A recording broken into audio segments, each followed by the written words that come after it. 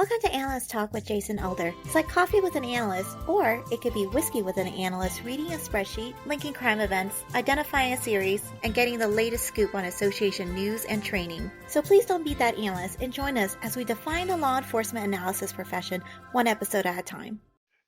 Thank you for joining me. I hope many aspects of your life are progressing. My name is Jason Elder, and today our guest has 16 years of law enforcement analysis experience, with 20 years of law enforcement experience overall.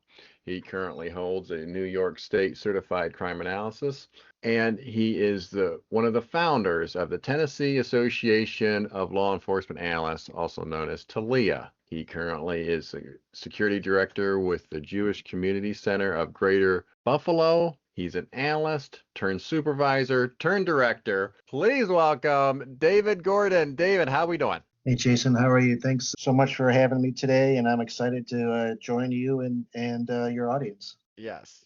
So I know you're wanting to know that it is now 60 degrees here in Tallahassee, Florida. So what is it in Buffalo? Probably 60 degrees under that. Thanks for bringing that up. It's getting worse as the minutes tick by here. So it's thankfully I'm inside here and warm. Yeah, right. Very good. All right. So tell us how you discovered the law enforcement analysis profession. Yeah, I got into it through the military. I graduated high school and I was looking for something cool and interesting to do, and I wasn't sure if college was right for me at that time. And I think, having those types of thoughts, like, well, what am I going to study? What do I want to do? Where do I want to go? The whole world seems open to you. It's just trying to get to that, narrowing things down. And really what happened for me was my father suggested, well, why don't you look at the military? And I thought that was a silly idea, I was like, why would What do you know? Yeah, why? I haven't listened to you often, so why would I listen to you now?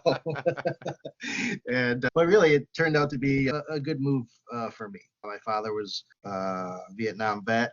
He was in the Navy. He was a Navy corpsman for the Marine Corps. Mm-hmm. And so I've got a history there, even going back in the family to serving in the military on both my father and my mother's side. So it really was a good fit. I didn't think it would be until I started talking to the recruiters, and they were like, hey, you can, after looking at the test scores and evaluating what I'd be best at, they kind of prodding me more towards intel analysis work, and among some other things. And so I decided that intelligence analysis sounded cool, right?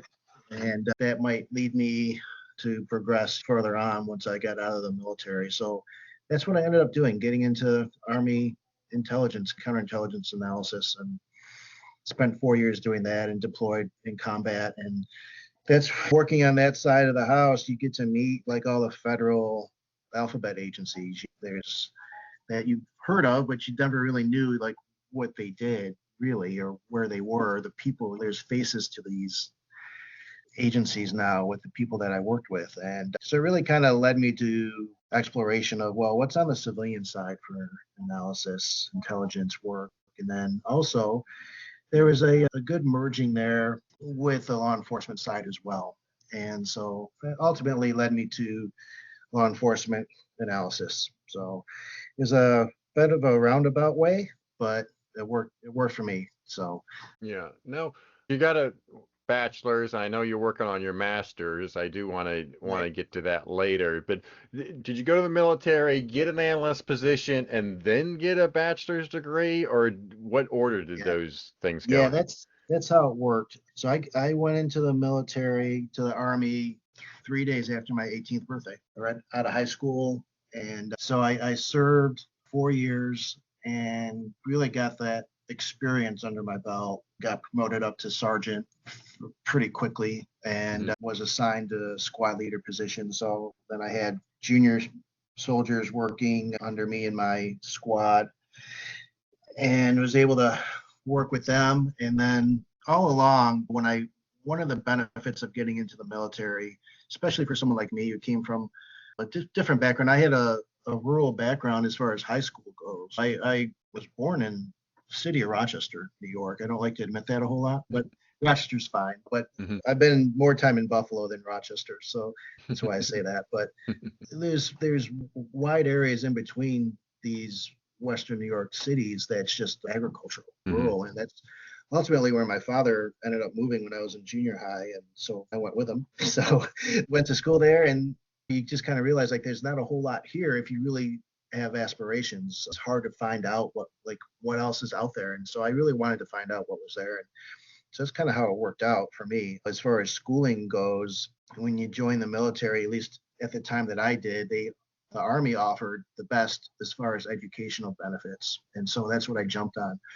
So they, knowing like, hey, if I do this 4-year enlistment, I get out, well, I'll have more than enough money to go to school. I'll have it all taken care of. So that's exactly what I ended up doing. So thank you to U.S. Army for helping me with my schooling. Otherwise, who knows what would have happened. What was the transition like for you going from military into a civilian crime analysis position? In many ways, thank you for that question. First of all, I don't know if I've been asked that a lot.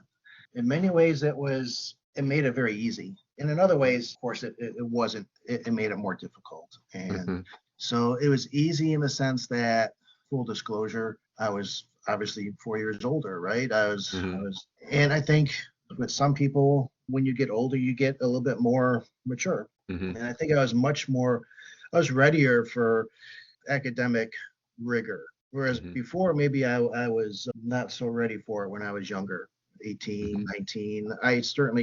I think had the aptitude, like, okay, this isn't hard. I just don't want to do it. At least I don't want to do it right? Yeah, like, oh, I can get, because I actually took college classes when I was in high school, and and I didn't do that well, and not because it was hard. It wasn't. I just had more fun, just the experience of going to college, right? Especially when you're in high school. And so you just kind of goof around too much. You don't think you are when you're that age. You're just enjoying it. But so I think, getting back into it as an older person with some experience under my belt and living out in the world for a little bit, knowing how things work a little bit better, I really appreciated that civilian education, that opportunity to go. And I worked a lot harder ensuring that my professors and I did right by them and I did right by me, and I really absorbed the knowledge that was passed on to me that I probably wouldn't have if I was younger. I'm really glad that's how it worked out, because like I said, if I would have skipped out on the military and just tried to do it on my own, like I said, I really don't know what I would have ended up doing. I certainly wouldn't have ended up being law enforcement or analysis. All right. So then after you get your degree, what's your first position in the real world type thing? Yeah, that was it. So to get a federal, 99% of the jobs in the federal government, you need a 4-year degree, right? Yes. So that's what I did. I had graduated from the University of Buffalo and with a political science degree and bachelor's in political science, and got a job with the federal government working immigration and customs, basically law enforcement on the federal side as an officer, sworn officer. So that's a really good combination that you have there for the federal government. You have the military and you have the degree. Like that combination is a pretty powerful combination to get hired with the feds. Do you agree? Yeah, absolutely. So, and it worked out well for me with that skill set, with those knowledge, skills, and abilities, KSAs, the federal jargon, right? That's transferable to a lot of different jobs, and especially in law enforcement. So you can stay federal, or if you really want to diversify, you can look at the local police jurisdictions, you can look at state, you can look at county sheriffs, you can look at, depending on where you live, they got the tribal lands that are interested in hiring people like that too, who have that type of skill set and education and experience. So yeah, it just kind of opened things up.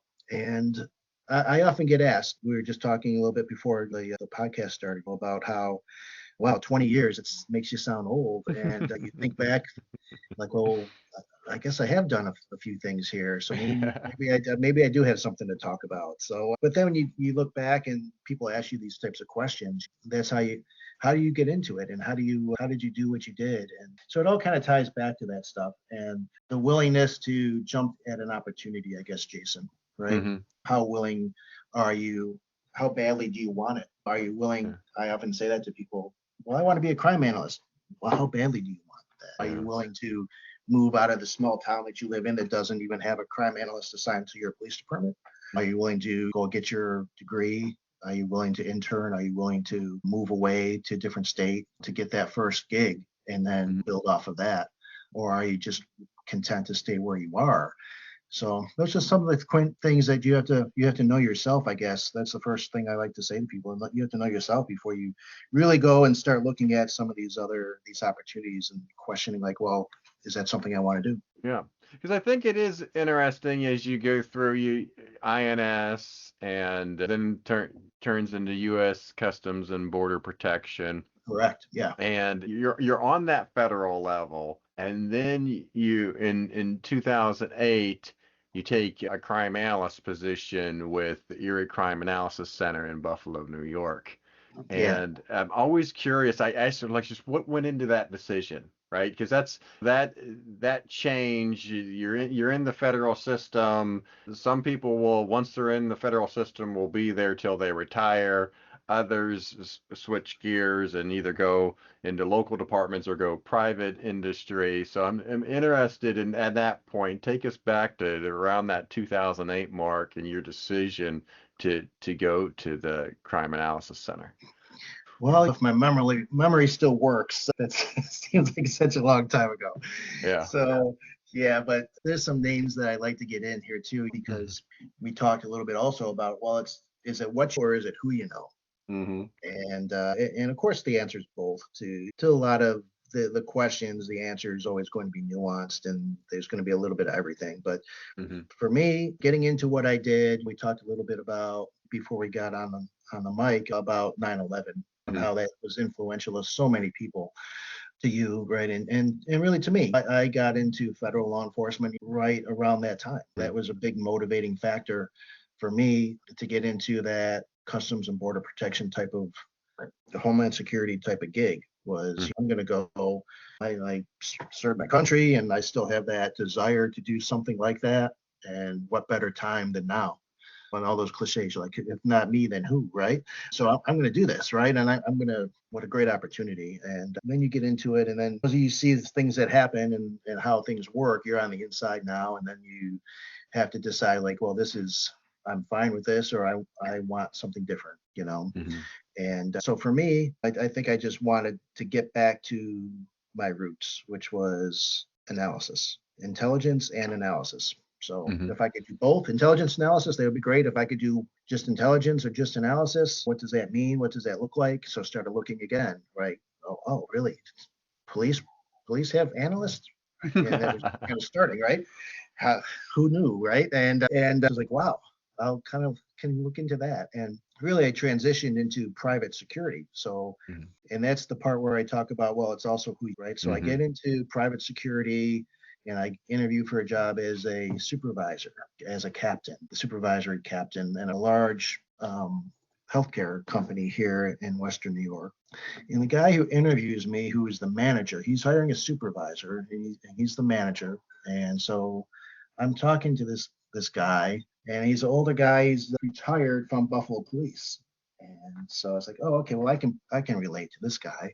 And right, because it's like, well, how do you differentiate yourself? It's like, I'm sure it gets lots of qualified people. How do you make yourself different from the other qualified people? And so I thought, well, I can establish a rapport, talk about law enforcement. Come to find out, he had retired from BPD as like the number 3, like chief of staff. And he was bored, so he got a job with Customs and Border Protection. But I never knew the guy, and I never. There's like there's many different posts and different areas where you could work. So I worked like an hour and a half away from him and never ran into him. And he had more of a customs gig, and I had more of an immigration gig, even though there was cross training and work there. But a lot of people on the customs side never really understood the immigration side. There's just more laws that you had to really know, and it just was kind of more intimidating if you didn't go to police academy for that, right? The law enforcement Mhm. academy for that side. So, anyways, he thought like, wow, you did all that. That's pretty intimidating, and I didn't think it was. But if you hadn't gone through it, I guess it would look like it was, right? So I guess he just kind of had we had a rapport, and then he thought highly of some of the training that I did, and so he hired me, private security gig, and then he was just so well known and so well respected here in Western New York, in the Buffalo area, and even through Albany, capital, that he ended up getting hired as a director of the first crime analysis center. They were building 4, I think, across New York at that time, and Buffalo got one of them. Syracuse, Rochester, and Albany, I believe, got the others. And so he was the first director. And so he came to me and said, hey, I know you did analysis work and you work for me now, so I'm getting this job. Why don't you come over and work for me over there? So I said, I sure will. That's perfect. Nice. That's what I've been wanting to do for years. I just didn't know how to break into it. So sometimes you find that opportunity, or that opportunity finds you, I guess, right? And so it was a lot about who I knew, but also just doing what you can do at that time that you're given, and someone else sees it and they want to bring you along to what they're doing. So it worked out really well for me. That's how I broke into the Erie Crime Analysis Center. I was one of the first 4 hires there in 2008. Wow. And the 3 other ones are still there. Wow. If you can believe that. So yeah, you tapped out. So Jamie Jamarisi was the first director, and he's great man, and I looked up to him. He's good mentor. Matt Rona is still there. We all had a little niche. We had to find it. I was like, these guys, he is a GIS guy. I could barely spell GIS at that time. I didn't know what that was. Kevin Skellinger, he was GIS guy too, and mapping. And the other, and Katie Niece, she was cartography, if you can believe that. And so they hired these 3 right out of UB, and I had been out for a while doing other things. So I got hired based on, I guess, my experience and military background and stuff like that. But it was intimidating too. Like, I'm sure they looked at me like, wow, they got this military guy. But I looked at them like, wow, these guys can use this computer program and map out crimes and stuff like that. That's amazing. And so I taught them a few things. They taught me a whole lot. So it was a great team. And I still keep in touch with a few of those people. Nice. And because I think as you look at your trajectory, you obviously talked about the military, you talked about getting the feds, you were in the private sector for a spell there, and then you get to this opportunity here to create a whole new center. So not only it's rare, not only it's your first analyst gig per se at this level, but it's creating a brand new center outside of any department. It's just this brand new gizmo, if you will. And so as you think back now, you talked about the sharing of knowledge between the team members, but what else comes to mind when you think about that creating that center? I think it's such a new concept here in New York. They had talked about it for years, and they ended up building it, not to get too deep into the weeds on it, but they ended up building it during that 2000 Great Recession, if you can recall that, where there just wasn't any money. And so they weren't really even sure they were going to build it, and they weren't really even sure how they were going to fund it. And they certainly weren't sure how they were going to pay us, because you know how government works. They come up with these ideas, right? And then they finally say, we'll approve it. And then it takes a few years. And then it just happened to be like when they were breaking ground, so to speak, deciding like where they're going to put it and type of people they were going to hire. It was at that time, it was like, well, we have no money, of course, right? So it took a while even to start. I was like, well, when's the funding going to hit? And then there's questions about pay. And so for me, it was super fascinating, just because being in this analysis center, it was making certainly state level news. This was a huge thing. And they were going to like focus on crime, and we're going to use these centers where all the data is being funneled into this center, and these people are going to look at it and solve crime. And it's just so new for New York, which has to sound funny to some of your audience members who are like, hey, I'm doing that 15 years before you, Dave. But like I said, it's just so new there. But for me, working intelligence analysis at certain levels, you can get pretty deep into it. And I was fortunate, not so much because of who I am, but just the position that I was assigned to. I worked inside a SCIF, a sensitive compartmented information facility, which is just basically a lockdown area where they keep all highly classified information. When you look at a crime analysis center, it's similar, right? Now we're talking 21st century technology with all the screens and AI and cameras, facial rec and LPR and all that stuff, right? And it's all funneled in. It's amazing. But back then, the military was doing, I'm not going to say similar things, but you can imagine that was what it was like 20, 30 years ago of just kind of starting that type of stuff out and using military technology to build that stuff. So working in a SCIF, it was very similar to these crime analysis centers. So it wasn't that big of a stretch for me. But I think to some of the others, it was like, wow, this is just it's kind of mind blowing walking in and seeing it, and then how it was built, and being a part of that, I think was great. And then, like I said, knowing that, hey, there's 3 other people here who are just as competent, and in some areas more competent than I am. And what can I learn from them? And how do they do things, and how do they do things different, and pulling more people in. So that's when we first started to get, besides the 4 of us, we got 2 Buffalo analysts assigned there. That's when we started, like I said, we started to make news, and then then all the feds wanted to come in too, right? Like FBI heard about it and they got pulled in, and so they started to assign an analyst there. And state troopers and ICE would come in. And so that's how we kind of broke things up. So because I had that federal experience and knowledge, I worked a lot more closely with the feds than the others did. So that's how I kind of cut my teeth on some of the problems that came into the center, how I was able to work through some of that. So that's something that you don't always see. So I'm grateful for that. And I know that looking back, that's part of anybody's success, whether you're on a sports team or you're in business or government. I think anybody who's been successful or has a perception of success has to, I think, eventually say, well, yeah, I was there, but there's a whole team there that helped. And if it wasn't for them, I wouldn't be where I am today. All right. So this brings us to your analyst badge story. And for those that may be new to the show, the analyst badge story is a career-defining case or project that an analyst works. So it's 2012. You're at the Crime Analysis Center, and you get some information in and run with it. So I'll let you take it from there. Yeah, that's a good segue into that. The information is always being funneled into the analysis centers, and in the ECAC, the Area Crime Analysis Center, we got some information in that there was a murder and it was unsolved, and the suspect wasn't identified. There's just a lot of gaps there, and I didn't pick it up at first. I thought I'd wait a little bit, and anyways, I ended up picking it up a time later. I'm not sure if it was a couple days or a week, but I ended up circling back to it. I saw that it wasn't solved or getting close to being solved on the investigative side, and the detectives would come in all the time, and they would talk to all of us, but a lot of times they would come to me. Like the homicide unit would always come to me.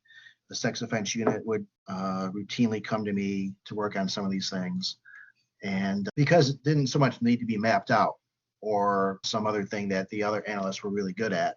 So these types of things, they would come to me because they're like, hey, we need suspect development, essentially is what it was, right? Help us find something where nobody ever likes to say we're at a loss or we're at a dead end, but hey, can you look at something that we maybe haven't looked at yet? So I ended up looking at it, and the FBI had put out wanted bulletin on this particular crime, this murder, and they thought it was gang related, but they were real careful with that terminology. A lot of different jurisdictions, at least at that time, they just wanted to be careful with that term, gangs, right? And so ultimately what happened was, using this all source type of approach, looking at police reports across the county, we were able to pull in police reports from 22 different jurisdictions at that time, which was, unprecedented. And using the different tools that we had at that time, which we had a rudimentary type of link analysis tool, which I ended up being really good at.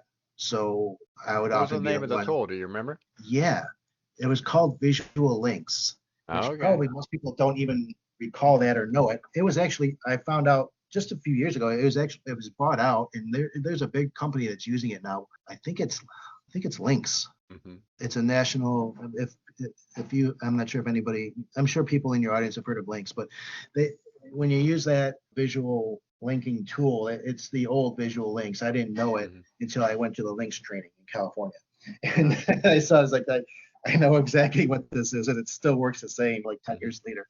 But so anyways, using that and combining it with LexisNexis Accurate program at the time and other tools that we had, pulling up arrest data and just going through all that stuff, just putting the time into it, I guess, Jason, is the point I want to make. Like, you have to, I think if you want to be successful with these types of things, there's lots of powerful tools out there that you can use, and you can get distracted a little too, right, with all this stuff. And if you don't hit it on the first few times you try, maybe it's like you put it off to the side. But in this particular case, I just kept plowing through it because I thought, well, nobody else is really doing it. And I know that the investigators are at their wits' end, and this is a high-profile case. And the FBI is even admitting, like, hey, they can't find them. They don't know what's going on either.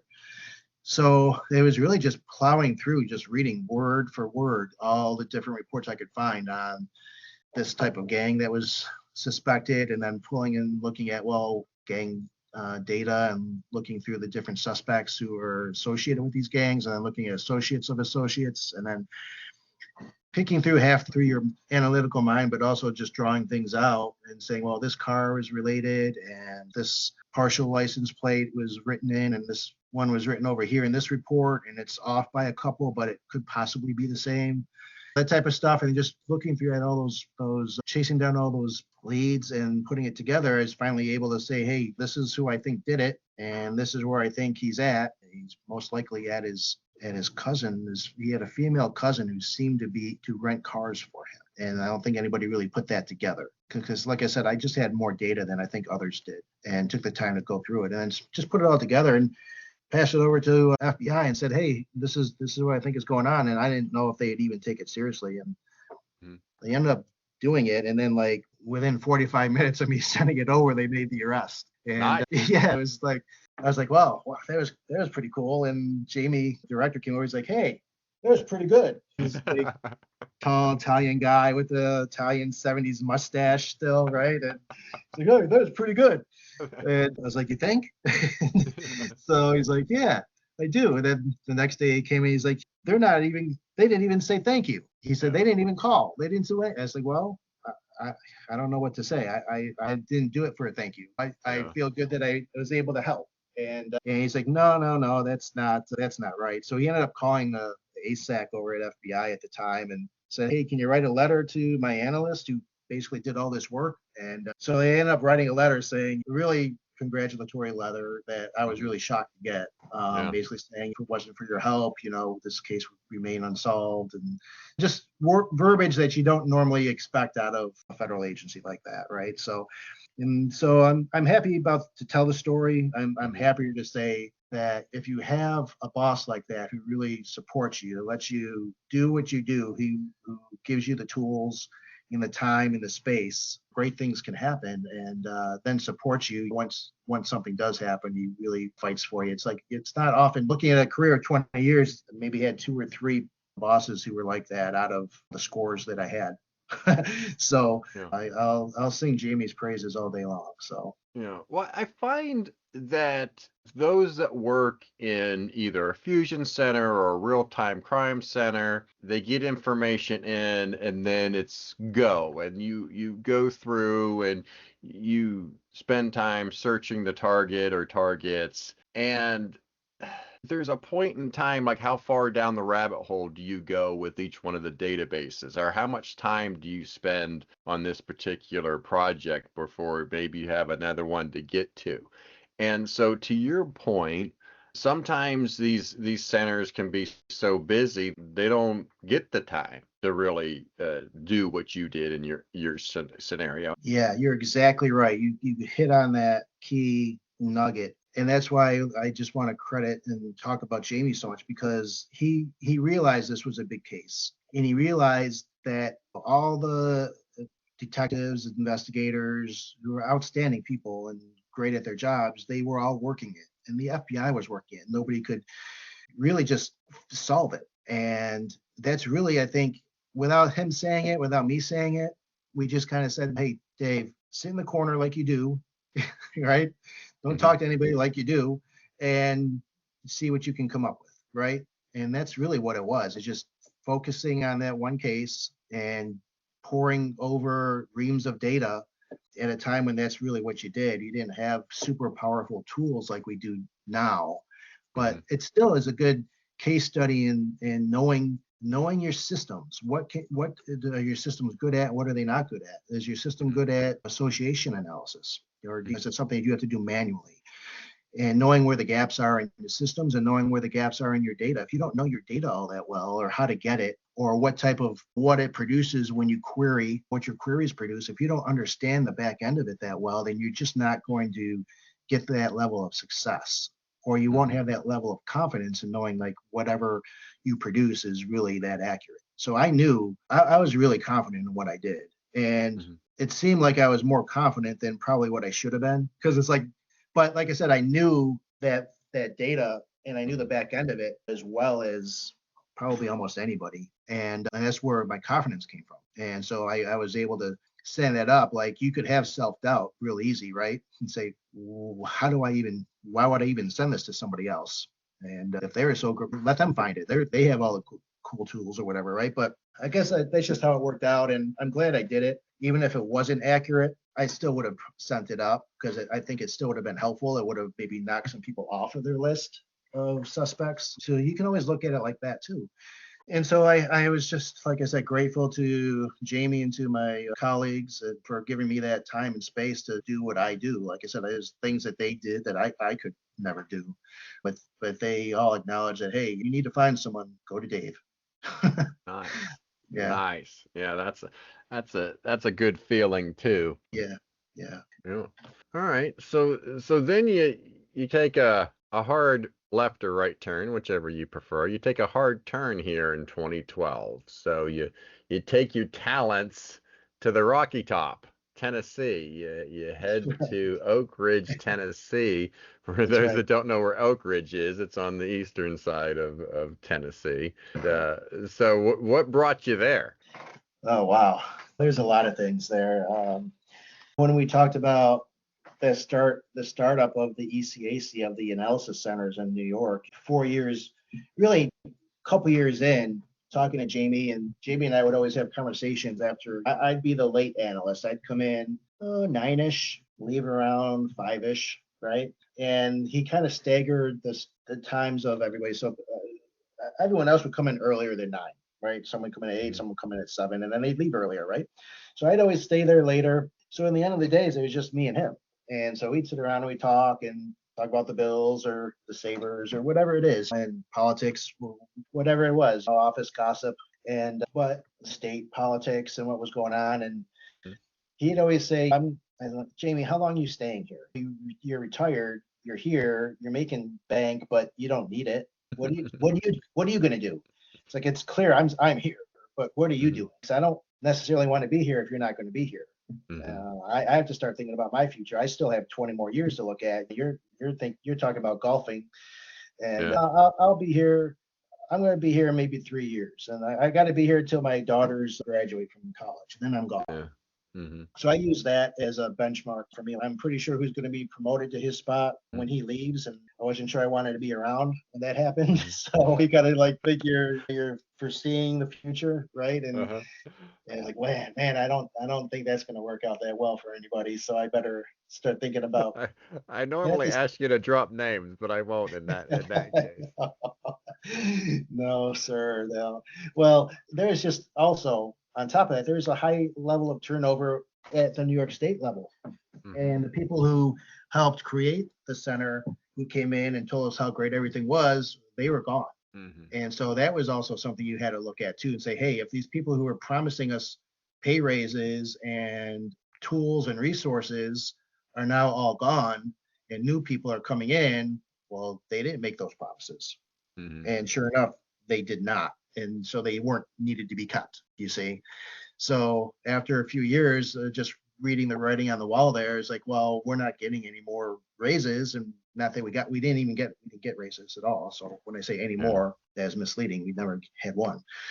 So it's like, well, if I really want to move forward with my career and my life and get moving and get to someplace at the end where I can be comfortable and proud of what I've done, and then I could stay here and be comfortable, but am I going to be able to afford a house? Am I going to be able to do these types of things that other people are doing that I want to do as well, right? And so they kind of like, when I started looking at different jobs, and the Oak Ridge one popped up, and that one had paid a decent amount more than what I was making in Buffalo, ironically. And I was like, well, that can't be right. But then, so I applied, and they were real interested. They didn't have a crime analyst. They didn't even have the position. So they were creating the position. Yeah. And so I ended up going down there. I remember very distinctly going down there. It was February of 2012. And of course, it's February in Buffalo. You'd be surprised to be able to drive out of the city, right? To go someplace or fly out, right? So we end up driving, and it's frozen tundra up here in Buffalo. And we get down to Oak Ridge. It's 70 degrees and sunny in February. We're like, okay, well, this job might not be all that great, but we're taking it, right? Turn this down. And we were walking on short sleeves and going out by the lake and stuff. And it was beautiful. And the job was offered, and they gave me a little bit more than what they were talking about. So everything had worked out. Everything that I had hoped for worked out.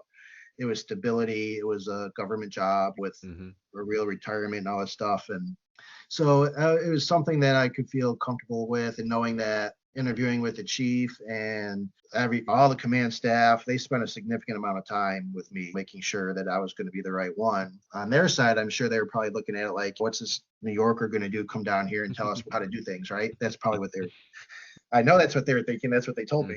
So it was kind of funny, just the dynamic, the cultural differences, and how we had to play through that. But it worked out really well. I got along with everyone there, and it was great. But yeah, when you mentioned Rocky Top, that Friday I was there and went in to meet everybody again, and everybody was wearing orange, and I couldn't figure out why.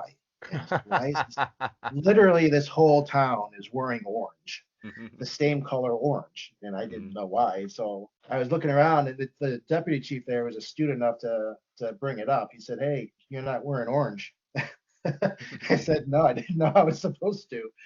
He goes, "Well, if you're gonna come down here, you're gonna." And I said, "Well, why is that?" He goes, "Well, because it's University of Tennessee Volunteers, and their game's on Saturday, and you're going to wear orange on Friday." I said, "All right, I got you. I sure will." And sure enough, I did. But yeah, it was interesting how that worked out. I got down there real quickly, Jason. Oak Ridge, like you said, does anybody know where that is? And it's outside of Knoxville. But Oak Ridge, if anybody's watched Oppenheimer, the movie Oppenheimer. Oh, yeah. Yeah. Oak Ridge was one of the sites used by the federal government. It was built during World War II. It didn't exist prior. It's a federal city. The federal government built it for the production of the nuclear bomb. So it still is there, meaning those production facilities are called Y-12 and Oak Ridge National Lab. And so it's still multiple active federal sites there working on nuclear weapons and production and uranium, all that stuff, right? Storage. And so it's a real small town, but it's historically significant. And so even though it's this little tiny city in eastern Tennessee, it also has this fascinating history, but also there's this expectation because of the nuclear facilities there that somehow we're at the center of technology. So we always laughed about it internally in the police department, like, hey, we can barely keep these cars running, but everybody around here thinks like you got these nuclear facilities, and somehow we have access to the supercomputer that's there, which we do. But yeah, it's kind of funny that when I got there, they didn't even have a computer for me, Jason. If you can imagine that. I said, "Hey, where's the computer?" I'm like, "Well, we figured we'd let you pick it out." I said, "Does that mean you don't have one?" And they're like, "Well, We can't really fool you, I guess. It's your first day here. And like, yeah, we don't have one for you yet, but we'll get one. The desk that I had it was a wooden desk, and on the side of it, it had a metal, like a badge that was basically like U.S. government surplus from World War II. Wow. Yeah, that's what I'm talking about. That's what we had there.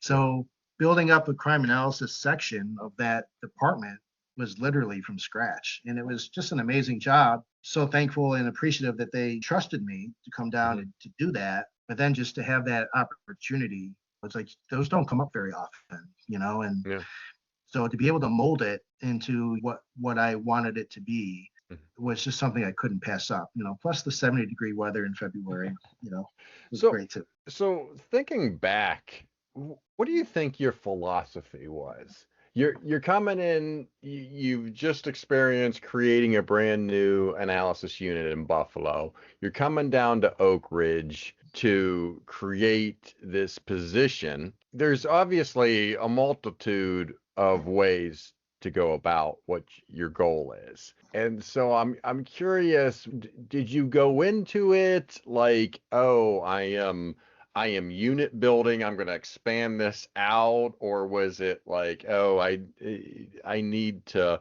learn the position before we're going to learn the unit, or just take us back to how you tackled this and how you got started. Yeah, having those discussions, there were multiple. After the interview was fairly quick. It was just the discussions that we had afterwards. Afterwards, like, well, I knew almost instantly that they wanted me. And I think they knew almost instantly that I wanted to be there. So it wasn't so much like, is this, those questions weren't there. It was more like, is this a good fit? And how is it a fit? And what does it look like once I get there? And what's the expectations? And, so I suggest to people listening, they're thinking, how do I get into the field, or how do I look for that next job? I'm already in the field, but what if I want something more? What if I want something different? You have to have those honest conversations with the hiring authorities and open up those in a very diplomatic way, but just have those discussions like, well, what do you really foresee? Like, are you interested in having a person come in here and just have that person do things? Or do you understand that any person, whether it's a police officer or a dispatcher or a crime analyst, they need the tools of the trade to be successful? You can't expect a dispatcher to dispatch without, let's say, a headset or dispatch software, right? And so it's the same thing with crime analysis. You want me to come down here, you want to have a crime analyst, but do you know that you need some type of software, like analysis software, like tools? You need Excel, you need a robust IT infrastructure. Do you know that you need these things and that these things cost money as well? So, and they were honest. They're like, yeah, we figured we really just budgeted your salary. So now we have to start talking about these other things. And so it's a good gauge. Oftentimes people feel like they're being interviewed, but I often tell people you need to reverse interview. You need to ask those chiefs and those hiring authorities those questions, because you could be setting yourself up for failure, going to a spot that isn't really set up for success. They just think like, hey, we succeeded, we hired someone, and then anything that happens after that is your fault, right? And so it's going through that process and seeing how open they were to acknowledging their shortcomings and knowing that, hey, we're hiring you with the expectation that you're going to tell us what you're going to need, and that we're going to trust you until we can't trust you, right? If you give us some bogus information, then there's going to be an issue. But so it worked out really well, because I felt like there was a level of honesty from their side, and they felt the same for me. So it really worked out, so that when I was to say, hey, this is what we need, or we don't have tools that could make my job easier. And it's not so much that I want my job to be easier. I just want to be more effective for you. And if you make it harder for me, then it's just harder for me to communicate to you what you want. And they understood that. So that really worked. And I think other places, quite honestly, you always talk about the places where you worked, but we could have a different podcast of all the places that I didn't work, that I didn't go to, that I ended up interviewing, saying this isn't the right fit. You really Yeah. want something else. You think you want me, but you don't. You want something else, you know? Yeah, and that's a tough. That, You're right. It being a two-way street, that's a tough call to understand that like this isn't right for me. That takes some guts and obviously knowing yourself. yeah, know yourself, right? Hmm. That's the Matrix movie, right? You know yourself.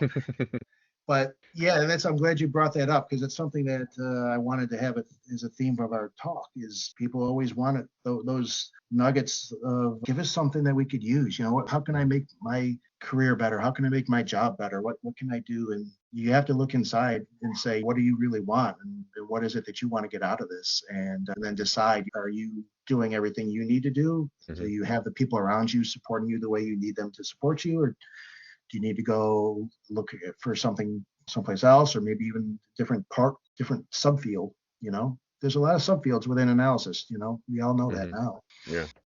Yeah. So you were in Oak Ridge for 7 years. What do you feel that you accomplished in that 7 years? Yeah, I am. There's a lot. First and foremost, I'm proudest of the relationships I was able to establish.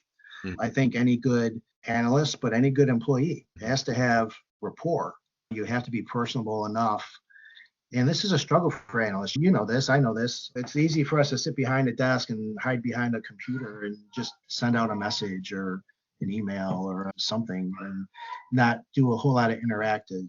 And a lot of these local police departments in general have a lot of these alpha type personalities, right? And oftentimes analysts aren't that. Hmm. And there's a reason for that, right? If they were, they might not want to be at the desk. They might want to be out in the field. And so again, you can kind of know yourself, but at the same time, it's just setting yourself up, I guess, to be successful. And as far as Oak Ridge goes, having those communication lines open and honest, I'm really proud of, and being able to have those frank conversations with the chief and deputy chief and captains, because a lot of when you go into policing, a lot of these places still today, Jason, are reactive, right? Hmm. And that's these people, these decision makers have built their whole careers based on reactive policing. And what is a crime analyst? It's certainly not react. You shouldn't be reacting to something. You need to be more proactive. That's what we all talk about, right? Intelligence led, evidence based, proactive policing. And so these concepts are certainly foreign to a lot of these mid-level supervisors that are in these local departments, these sergeants who are patrol sergeants who are trying to do what they've been doing, and they've done it for 20 years, and they just don't need no crime analyst to tell them what to do, right? Hmm. They know what to do. They know they don't need me to tell them to go to Walmart, right? If there's organized retail crimes. But so you have to kind of break through that and show them. And so there's some wizardry involved, right? When you can pull up this interactive crime app, maybe that's impressive. Maybe it's not. Maybe they don't care, right? You have to meet them where they're at and break through. And so it's tough sometimes. But then just for me personally, just with the cultural differences, it was even tougher. There's a lot of pushback of that as well. So it took 7 years to break through to some people. But that's really what I'm most proud of. And knowing that I left it better than, in my opinion, than when I got there. Which was nothing, right? Yeah. Not so much because of me, but like I said, like if they didn't give me the tools to use, then I wouldn't have been left it better, right? So again, it's like I want to turn the mirror back on those who supported me and knew enough. They might not have known anything about crime analysis, but they knew that enough to know, like, well, this guy, he kind of knows what he's doing, and we trust him a little bit. And if we trust him a little bit, maybe we'll trust him a lot later. And that's kind of how it worked out. So that's what I'm most proud of. I can text all those people today and say, hey, what's going on? And I know the chief, Chief Robin Smith, he's still there, and tremendous leader, and well respected within the chief community still, and he's incredibly proactive. And one thing too, I like to say, there's different types of chiefs, right? And oftentimes the ones that have been there the longest or have the most experience tend to be, what in my experience, the best at understanding crime analysis because they don't feel intimidated by it. It's not so new to them, and if it is new, they're okay with it because it's like, hey, like my boss, the mayor or the city council, they trust me. And so I can move and use something that's a little bit newer. Whereas maybe newer chiefs who've come up through the ranks, they want to, in my experience, typically rely on something that's more conventional, and they're less inclined to listen to something brand new or something that's like doesn't have a lot of, I don't know, I guess, experience behind it that they can draw from, a lot of success behind it. If it looks too new to them, then they might not do it. And that's not in every case, but that's just been in my experience. So I like to thank Chief Robin Smith for giving me that leeway too, to kind of build it the way it needed to be built, and not just the way he wanted it to be or the way someone told him it needed it to be. So that's part of the success too that I'd like to talk about. Nice. So I wanted to I do have a bunch of other topics I want to get to, so I wanted to kind of fast forward a little bit here because I want to get through. You leave Oak Ridge in 2019 and go over to Ventura Police Department in California as a supervisor for a couple years, and then you come back to Tennessee Department of Corrections in Nashville to be a director. And so you can touch on those a little bit, but I also want to get your perspective on becoming a director and becoming a supervisor and getting into that aspect of the position. Yeah, we can get through this. I'll give you a brief synopsis of these. The reason Oak Ridge, I had everything set up. I hate to say on autopilot, but everything was running really well. And like I said, I got to know the IT department there very well, and they started to trust me after a couple of years, right? And knowing that, hey, I'm not just throwing work at them. This is actually going to be helpful and help the whole city, not just the police department or not just me. Once they started to trust that, they would do more for me and help me more. But I got it to the point where it wasn't so much of a challenge anymore. And I hated that because I wanted that stability. Every job I got, I remember saying, well, this is the last job I'm going to get. I'm going to retire here. It just didn't work out that way. And so in Oak Ridge, I had maxed out as far as my salary goes. And I'm like, well, I'm going to spend the next, 15 years here at the same salary and doing the same things and running the same reports. And even though I love these people and I love working with these, when Captain Mike Ure was there, he's retired now, and Brad Jenkins, the lieutenant there, I loved working with these guys and the investigators. There's a lot of people there that would really come to me when they really needed to and say, hey, just help me out with this. And so it was great. And even like some side projects that I was able to do as far as finding missing persons and stuff, as a person, just as a asset of last resort. They would come to me like, hey, we don't know what else to do, and just helping out with that. It was really great. Setting up their Everbridge is the company now, but before it was Nixle, and setting up just alerts where we'd send out like emergency alerts about certain areas of the town that might have been closed or there might be police activity going on, and just kind of running that, getting that all established on the crime analysis side. Even though it wasn't crime analysis, it was still technology that people said, well, you're the crime analyst and you work on computers, so you do this too. And just kind of working with that type of stuff and working on different budgetary things when it came to technology, helping out the city pick out the best place to place preschool as far as using crime stats and data, right? So cool stuff like that you just don't think like that would be something that you would do getting into the job. But just the city manager recognizing, hey, this might be useful, and asking, hey, is this something you can do? It's like, sure. Then we kind of did that type of stuff. So, but I guess what I'm saying is that after all that, it's like you feel like, well, I'm just kind of done. I want to stay, but there has to be something more out there. And of course, when you start looking, you tend to find. So that's how Ventura came up, Southern California came up. I know we're going to touch on TALEA a little bit, but we actually had a supervisor from Ventura County come out to a TALEA conference.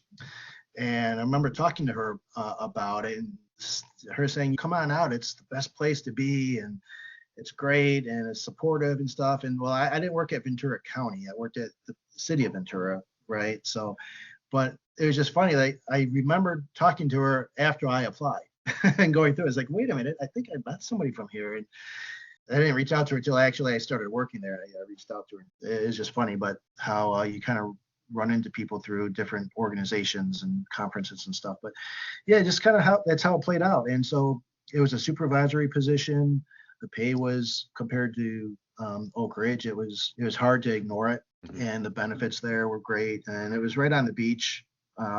So they had a lot of things that I really liked. And I had not been out to California. There's a lot of people who know me know I like to get out to the national parks and hike and just kind of outdoorsy, right? And so there's a lot out there that I had not done, whereas in the East Coast, I had just kind of done a lot of that stuff already. So that's really how I played into it. Talked to the chief there who interviewed me, and he's like, hey, I've been here a lot of years and I'm just done with, this is opportunity for me to hire somebody I want, and I want to do intelligence-led policing, and I want to be proactive. And it's like, I know, looking at your stuff, you're the right guy. And we talked a lot about, interestingly, like, I guess I'll name drop. We talked a lot about our friend, Jerry Radcliffe. Oh, yeah. Yeah. And talked about Jerry and the work that he's done, and he continues to do, just the outstanding stuff that he does. And so much so, I went into the story, and Jerry knows the story, but I first met Jerry in 2008 at the ECAC. And it was at a time when, actually it was 2010, where I was wondering, should I even be a crime analyst? Is this what I really want to do? Kind of struggling with the whole thing. Like, I had done it for a couple of years, and man, I don't know. And I went to a conference, and Jerry was the keynote speaker to it. There's 1,000 people in the conference, right? Buffalo, Albany, Syracuse, Rochester, everybody sent, from like the commissioners on down, analysts, everybody in between, captains, everybody went to this. And Jerry was the keynote, and he did intel-led policing presentation that just raised the roof, like standing ovation from these. And I know some, like those people from Buffalo that went, there's some hardcore cops there, right? Yeah. You did not want to hear a lot of academic stuff, right? But Jerry kind of broke through, and I just remember sitting there thinking, this is the most amazing stuff I've ever heard, and I'm going to do exactly what this guy's talking about. And I don't know if anybody else knows about it, but I'm going to do it. And so I started doing it, right? And then read all his stuff as much as I could and just try to incorporate it. And I'm like, it wasn't hard to incorporate it. It's like, it actually made more sense than a lot of the other stuff we were trying to do. When Chief Ken Corney was like, hey, I want to do intel-led policing. And so, well, you must know about Jerry Radcliffe's work. He's like, yeah, I do know a little about that. And what do you know? And so I kind of went into it. And so, interestingly enough, Jerry actually came out about 8 months after that, after I got hired, and gave a presentation out there for Oxnard Police Department, and Ventura kind of went to it as well. And so it was really cool to see that, a lot of head spinning and eyes popping out, hearing all this newfangled academic stuff about intelligence-led policing and harm reduction and stuff from these hardened street cops who turned into sergeants and commanders, Well, I hope you had an opportunity to get Jerry a drink to thank him. Well, there's always an opportunity when you're with Jerry to get him a drink, I think. And thankfully for that, because he's a wonderful guy, and he'll have a couple pops with you too, so it's great. So, but getting into how that worked out with Ventura, that was right during COVID too, unfortunately. And then when COVID came, everything started to get shut down, and then our chief, who was so much into everything that I was really into, retired. And so different philosophies started to instantly take shape there. And so a lot of the stuff that I was trying to get incorporated, some of it I did, and then some of it was like, well, we're not really going in that direction. And so I was like, well, okay. And then on top of that, with COVID basically, shutting down the department, there was orders sent out for officers to patrol the beaches rather than the city, to keep people off the beaches from the state level coming down. So it's just such a strange dynamic that started to take hold, that we felt like as a family, it was time to probably come back to something that we understood a little bit more. And so we ended up getting an opportunity there in Nashville. So it was the right opportunity at the right time, for sure. So the director spot, did the director spot feel different? Or because to me, by title alone, and I'm one of my old soapboxes that I get on every once in a while is this idea of analysts need to get to that executive level. We need more analysts to climb that ladder to get to the executive level to really see some across the board changes with the profession. And so when I see someone like you make it to the director position, I mean that's like, yes, that's exactly what we need to see. And so was that really different from like obviously supervisor, now you're a director? Yeah, that's a really interesting question, I think. Absolutely. And you're right. I thought I've had similar thoughts. Like how do we get our analysts into positions where they can be more effective and more influential? Hmm. Analysts, if done right, like I always told all of my chiefs, like, hey, think of me as like an advisor. In the Army, like an intel analyst, you'd go and you'd brief whoever you're briefing. I remember I was a junior enlisted guy and I was briefing a general, Hmm. which is pretty much unheard of. Like I'm sure there's military people listening. It's like, no, you didn't. It's like, hey, I didn't choose to, right? I was told to do so by my commanding officer at the time to do it. And so she's like, I'm not going to do it because I don't know what I'm talking about. I can't brief your stuff. Only you know your stuff. So yeah, I can brief somebody else's stuff, but I don't know what you do. I just know it works. And even back then, like even on the Army intel side, they had that mentality, right? Where it's like, well, analysts, you're a different breed, and we just don't understand it all the time, but we know it works. And so, Yeah. so that's kind of what it was like going through the ranks, thinking like for myself, like, hey, I want to be a supervisor so I can be more influential in making sure like this intel lab policing stuff and evidence-based policing and focusing on harms and all that stuff kind of comes to the forefront. And then being a director, going to it's just a funny story. Like I said, it was during COVID in California. You can imagine COVID was taken incredibly seriously, right? Hmm. To the point where our temperatures were being taken every day and coming in and out of the building and thinking, well, this is rough. And you couldn't even get a haircut, honest to God. Couldn't find a place. I remember driving to Vegas to get a haircut. Wow. It's almost 4 hours away.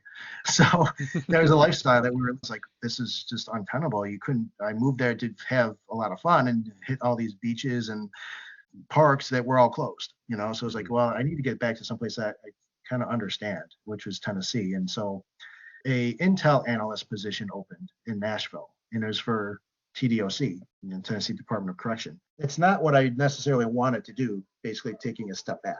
Hmm. But I thought, well, I know I need to get out of here, and I know I want to get there, and I can't force them to have jobs that I want, but I can apply to jobs that may be minimally acceptable, and I could hopefully work my way through once I'm there. That's what I did. And then during the interview, the director said, well, I'm going to get back to you tomorrow and we'll have a good conversation. I promise you that. Hmm. But it might be a little different too. So are you okay with that? I said, sure. I don't know what she's talking about. That could be anything, right? It can be anything, right? Yeah. And so talked to her the next day. She's like, well, I want to offer you the job, but I'm not sure you're going to take it. I said, well, what do you mean by that, ma'am? And she said, well, I have a different job. She goes,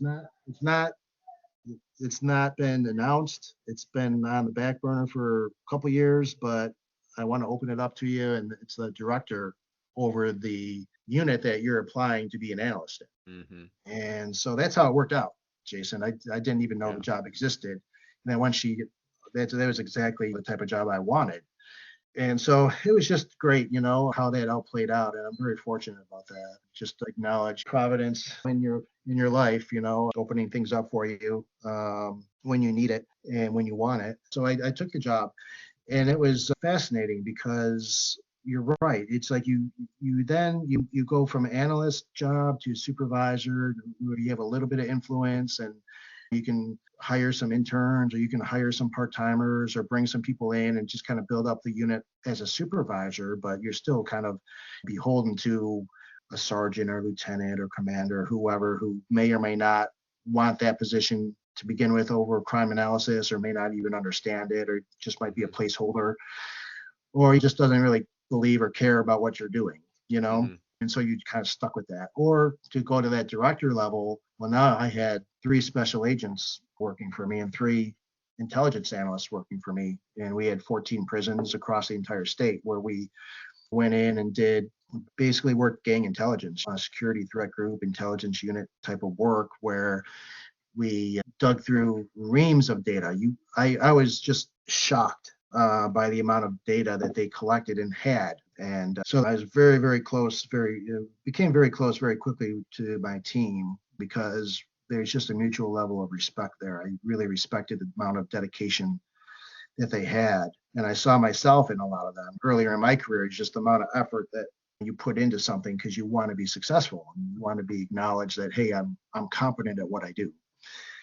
And so the intelligence analyst position there actually did not require a 4-year degree, if you can believe that. So I was a bit shocked at that because every job I had seen as far as analysts go is like they always require you to have that 4 year. Most of the time they require you to have that 4-year degree. Every one that I looked at had that.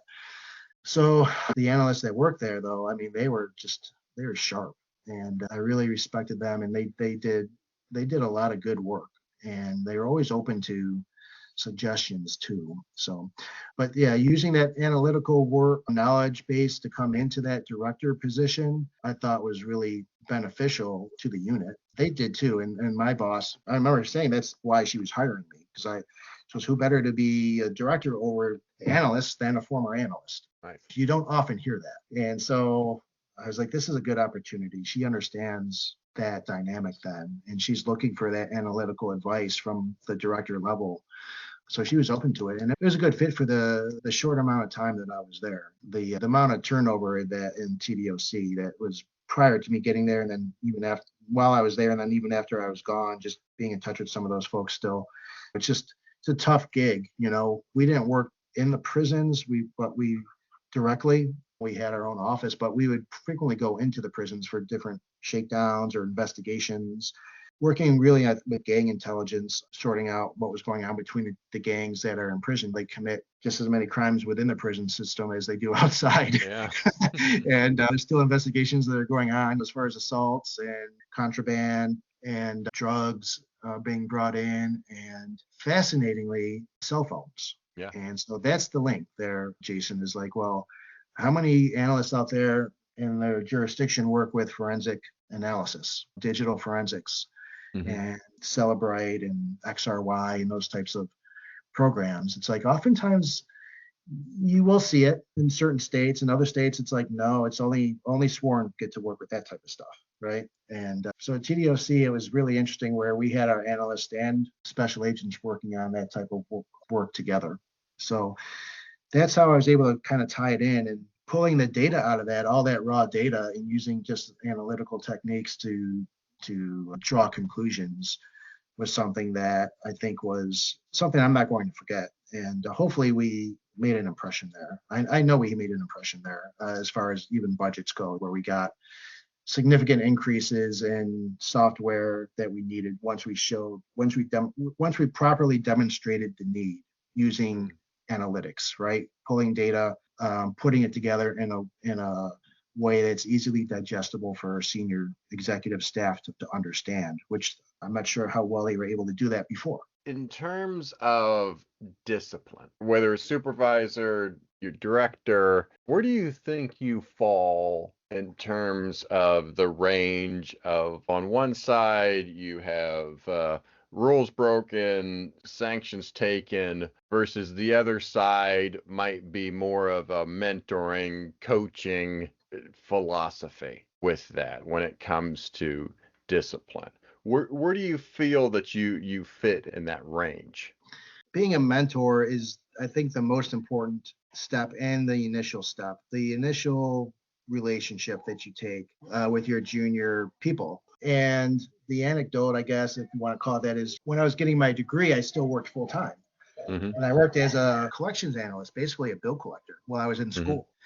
I learned something through that I was able to apply later on in life, which was bill collector. If you call someone, this is back when people would still answer their phone, right? You call a landline and they would answer it. You could go in real hard, right? And say, hey, you owe money. You got to pay this right now. Or you can go in as kind of like professional, fairly nice, and say, hey, I'm so-and-so. I'm calling from this company, and trying to contact you about this. I know that you probably wanted to take care of this earlier, but I want to give you the opportunity now, whoever the talk off you have, right? Mm-hmm. And then if they want to like say no, then you can go in hard, right? You can always go in threatening after you are the nice guy. Mm-hmm. And so that's how I kind of took that, and I was successful using that approach. It's really hard to be the nice guy after you go in hard, I guess. Mm-hmm. And so for me, just my personality, I always found that to be easier. Some people might not agree with that. Their personalities might not fit that. But for me, I always wanted to pass along as much knowledge as I had to my colleagues and junior employees anyways. I never thought that I was going to be there forever, no matter what job I was at. Even though I wanted to be, I kind of knew like deep down, like, yeah, but I want to make these people who work with me or for me better. Yeah. Then it's the Army approach of, hey, what if there's 4 of us here and 2 of us aren't here tomorrow? We have to get by, right? Yeah. So you kind of like try to get them trained up and ready. And so I kind of just took that with me up to even the director position, where I always wanted to make sure that they knew that I was one of them, and that even though I'm a director, I still understand them, and that I want to help them, and I want them to be better than what I was. And once they understood that, honestly, I didn't have any disciplinary problems whatsoever. And so if I did, I guess the next question would be, well, what if you did? How would you handle that? And the disciplinary, I guess that's really what it comes down to, policy and what the unit has for policy standards. And anybody who's an analyst knows, like, well, you got, like you said, your data. Well, policy is data too, right? You can look at it and be real regimented and structured in the way it's worded, and you can be real letter of the law like as well. So I think people kind of understood that about me too. Like, you don't really want to get into the weeds with this guy on policy either. So Yeah. And that's how we left it, and I never really had any issues. So let's move on then. I definitely want to get your take on TALEA. As I mentioned in your intro, you're one of the founders of the Tennessee Association.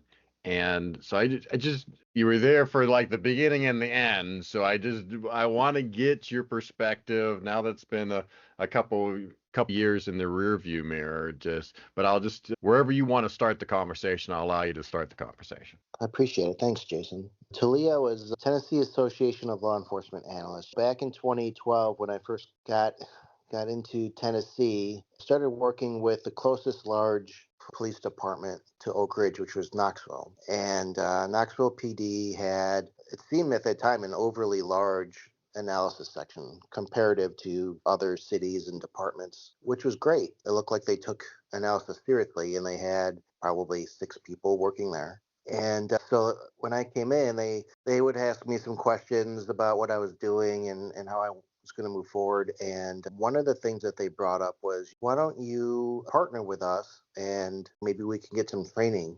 And I thought that was a great idea. Then that just kind of morphed into, like, when they were talking to me, like, why don't you start an association? And I thought that was just silly for a number of reasons, which I still think are valid at that time and even now. But one was, I'm new here in learning the Tennessee. I was like, y'all got the experience, so I can't even imagine trying to reach out to people and then just being new and not from the area, and knowing how important that is, and just the cultural significance of being from East Tennessee. And so I thought, how could I even do that? I just still sounded way too Northeastern, in my opinion, to even try to pull something off like that, to sound authentic, right? To sound like, hey, this is a serious thing that everybody needs to look at. And I guess that's a long way of saying I had insecurities just about that, right? And just working through that, realized like it wasn't really as important as I thought. And which your insecurities never are as big as what you think they are. So we moved forward, and I thought, well, I'll partner with you on this. And I think you gain, at least in my experience, you gain more success through collaboration than being by yourself anyways. Yeah. And so I felt like I was a stronger collaborator than standalone person. So partnering with them, they had the contacts anyways, and I didn't. They knew people across the state, and I just got there. So it was really important to pull people in. So that's where we kind of came up with this idea, like, well, if we're going to be taken seriously in Tennessee, we need to pull in. We can't just be East Tennessee. Being there just a few months, I already knew there was a separation. There's a competition, but there's lines of delineation there in Tennessee. There's the East, Middle, and West, and it's very distinct to people that live there, right? Yes, it is.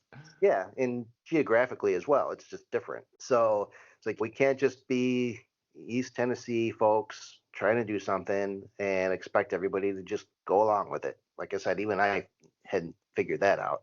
So we did reach out to East and West jurisdictions and contacts, and we just kind of pulled the right people in who had an interest and working in the field. And we got around the table and said, well, how are we going to move forward? And well, we didn't even have any money. So like, how do you have to have well, we need to have let's drop our bylaws, and hey, what about a bank account? And well, you need money to open up a bank account. You need money. So I threw $20 in. I said, hey, I got $20 in my wallet, which I hardly ever did cash anyway. So I was like, hey, I'll go down and I'll do this once we get everything established. I don't have an issue doing that.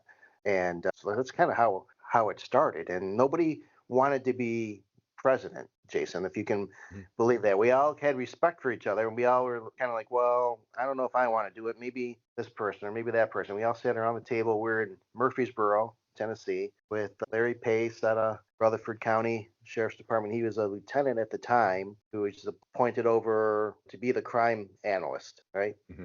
He was the section, and he admitted, like, I don't know what I'm doing. This is new to me.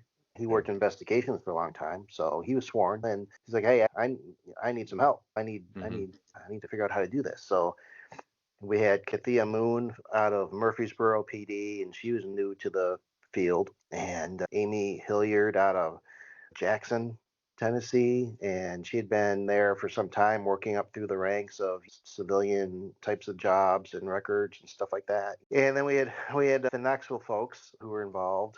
And anyways, we gave ourselves the board member position since there was 6 or 7 of us and we needed 5 positions. So we just kind of figured, like, what was the strengths and weaknesses of each person and what was each person comfortable doing. And I said, listen, I don't mind doing the hard lifts. I just don't want to be the face. I'll be the background guy. So they're like, well, that's the VP of ops, of operations, right? You can do all the work and essentially do a lot of the work and let everybody else be the face of it or the voice of it. So I was really comfortable at that time being that guy.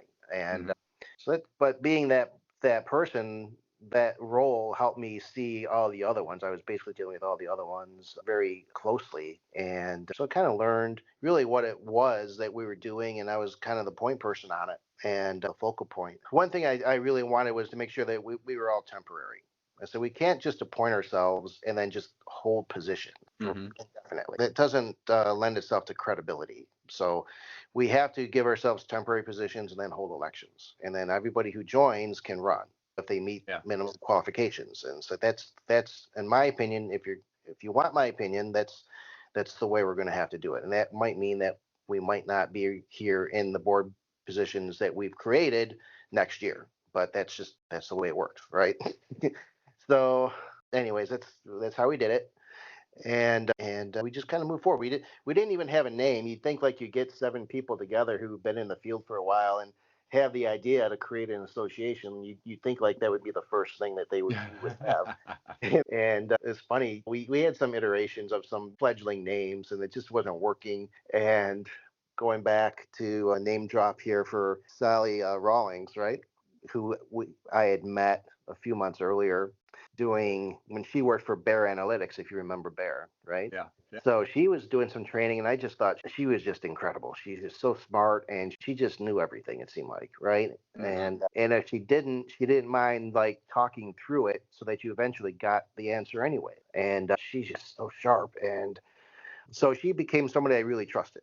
And finding out later that she was one of the first certified analysts, if not the first, right, for IACA. Yeah, there's a story there. Yeah. Which was funny because we'd have these conversations about IACA and what we were trying to do, and why don't you just join IACA or just let them do it? And like, no, it has to be local, just because that's just the culture here, and it has to be local. If it's not local, no one's going to do it. And so she came up with TALEA. And when she said it, she's like, well, and it was just so quick. It just rolled like right off her tongue. Like it was like the most obvious thing in the world, right? Well, why don't you just call yourselves Tennessee Association of Law Enforcement Analysts? And it was like the sky opened, the clouds parted, the bird sang, and it was just so crazy. It's like, that's amazing.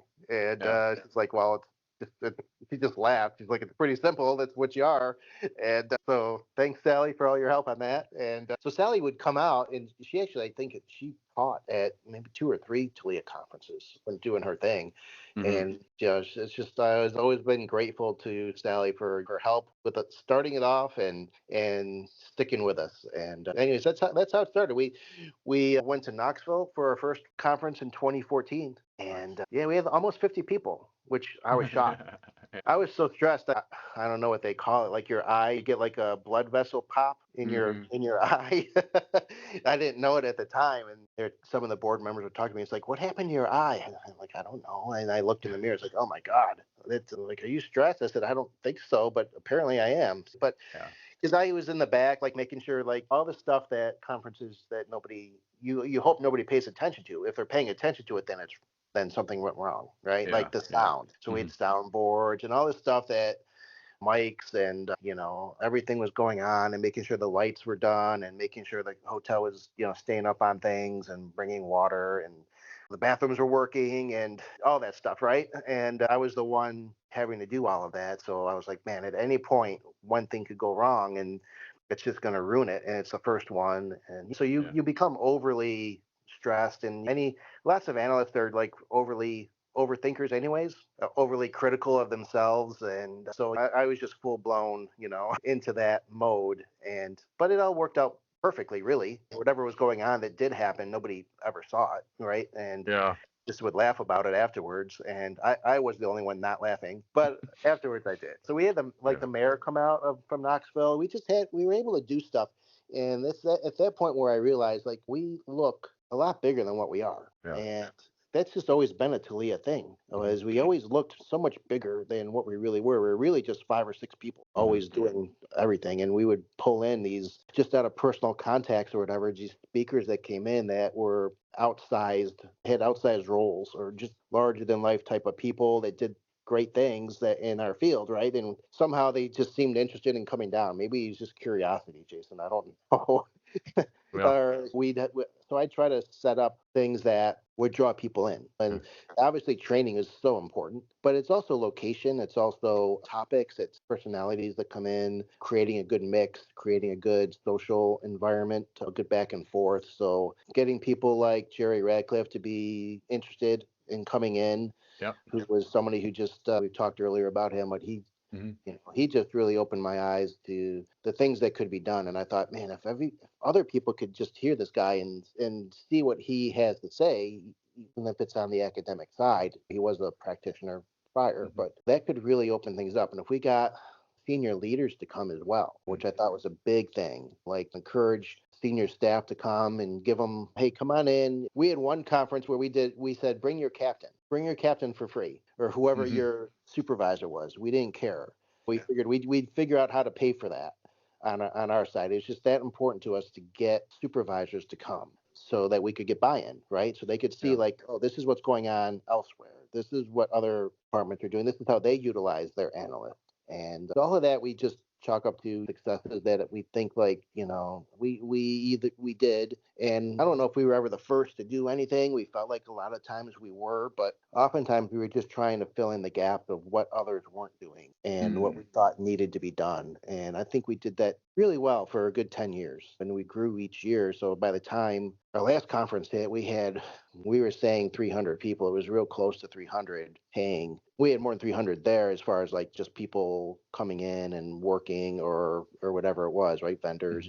We never really counted the vendors, but just like support staff that would come in and help out. So we went up to represent people coming from 22 different states. And we thought that was great. It's like they kind of validated some of the things that we felt like we were doing, we were trying to do, and incorporating different trainings, because we realized, like, hey, we can't support what we're doing if we just are only concentrating on crime analysts. One, most people know, like, the crime analyst budgets in departments, well, there isn't one.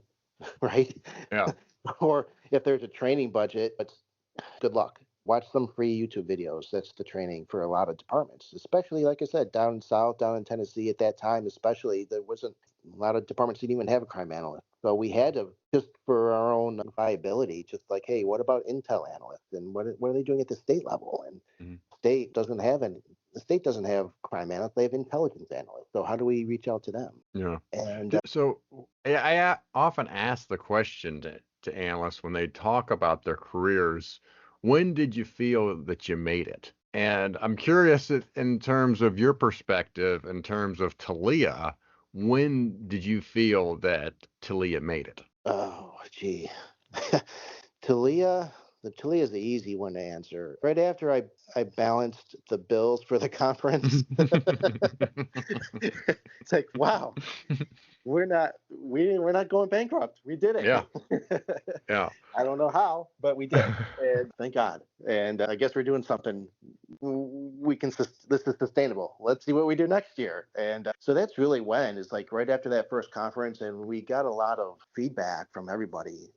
Senior leadership of multiple departments commented and said they had heard from others who had been there, not just their own people, that it was great, and great meaning valuable. You Hmm. know, and so we thought we were onto something. And so each year we kind of grew, and but that right after that first year, like I said, just to specifically answer the question, it was only like I said, we balanced the books, and we were able to pay everything, and I was able to take a big sigh of relief and say, well, here we go, we'll do it again next year. Yeah. And So I will say this, I was at the last TALEA conference. It did have a different feel from other analyst conference that I attended. Definitely a nice mix, a very diverse group where it wasn't just all academics or a big majority of civilian analysts. You had folks there from all types of interests to law enforcement, whether that was sworn, leaders, the military, local, state, federal. As you mentioned, 22 different states and up to 300 people. That's a big turnout for a regional association. yeah, you're absolutely right. And so yeah, all the stats, I was just so into that. I needed to see that diversification. Hmm. It was important to me. I'm not sure, right? And Hmm. I think they didn't. There was a strong sense of the team, like they didn't really want to let anyone down. Hmm. And there has to be this growth equals success. I'm not sure how accurate that is. It's probably pretty accurate, but I don't know how to quantify that. Yeah. I'm not sure if it's needed, but knowing that, like you said, we could break it down in so many different ways. We had Hmm. locals, we had from different counties, like sheriff's departments, when we had Homeland Security folks from different states, their Yeah. state Homeland Security, and like you said, tribal investigators who would come, and buy-in from the feds was something that we always kind of like, is this real? Like, why is the Secret Service sending people to our conference, right? Why is the Treasury? How do they even find out about Yeah. this? And so we thought it was perplexing, but also really cool, right? Hmm. And we got to throw out a shout out to Nick Nichols from ATF, in Nashville.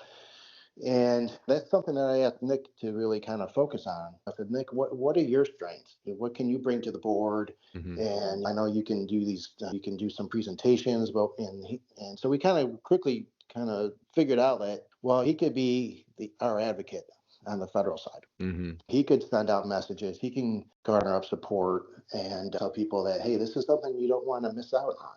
And so Hmm. that's when we started doing stuff like that. I said, hey, we tried to build a board based on diversity of job description. Yep. And also, we didn't want to have all local small town crime analysts or all from Hmm. the East, like we mentioned earlier, or all from the West. We thought, well, if we have somebody who worked at a sheriff's department, they could reach out to the sheriff's department Yeah. and tell them about us. And so that's how we kind of strategically picked people like that as well, and got them involved in some manner so that they could go to their meetings and then throw a plug in for TALEA, right? Hmm. So I think that's how it kind of worked out, sending messages out using different platforms through the fusion centers, through IACA even, I think really helped and got the word out. And so, but ultimately you can get the word out but you still have to draw them in. You still have to have them come up with the money and the time and the effort to make it out to your location. So that's where it comes in, where you say, well, this is why. You're not going to get a chance to hear someone like Jerry or Rachel Boba Santos or some of the academics that we had brought in. You're not going to get a chance to hear different chiefs or sheriffs talk about, you know, problems that they're facing and how analysts could help. And you're not going to be able to get a chance to hear from, we had the Christmas Day bombing. We always had some type of special thing that we talked about. One year we had Glenn Jacobs, the WWE wrestler, who was also at the time mayor of Knox County. Oh, yeah. It's not the Undertaker, Kane? Kane, yeah. Yeah. Yeah, that was incredible, right? And he's a huge lump. He jumped at it. He couldn't wait, And fun. yeah, it was great. And so just kind of things like that we were able to just kind of send out these feelers, right? Like, hey, are you interested in doing this? This would be, I used to try to do the sales pitch too and say, hey, this is why you might be interested. Yeah. And I can't think of a time it didn't work, honestly. Yeah. We didn't do it for everybody all the time, but in the times that we chose to really pitch it and really sell it to somebody to get them to come, they came. And we were just very proud of what we were able to accomplish on the shoestring budget, honestly. That we had. We know, like, we probably, like, that's what I mean by is we looked probably a whole lot bigger than we actually were. Like, I know certain associations have a pretty decent budget, and we had a significant amount of people on the board, including myself, and then members who wanted to make sure that we were very affordable. Like, should we make this free? How do we do that? What does it look like? And why are we charging $200 one year? I know that was the question. How come it's $200? And like everybody else charges significantly more, but that didn't matter what everybody else was doing. What was Tennessee doing? And so that was it. So we had to make sure that we gave the biggest bang for the buck. And every TALEA conference had a free breakfast, especially the first couple. Like, well, we have to have free breakfast. And they'd say, well, why, David, do we need free breakfast? I'm like, because we want to make sure, like, the first person who goes and is presenting, there's people in the audience.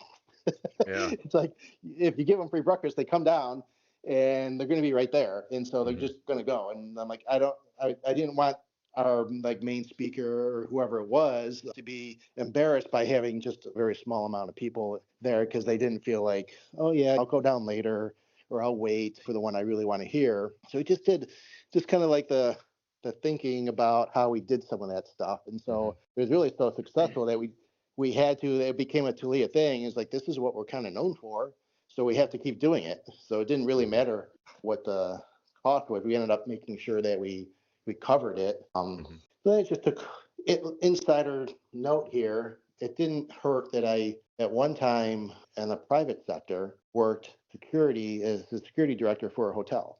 So I kind of knew like how some of that stuff worked. So I was able to negotiate pretty strongly when it came to getting reduced costs and free stuff.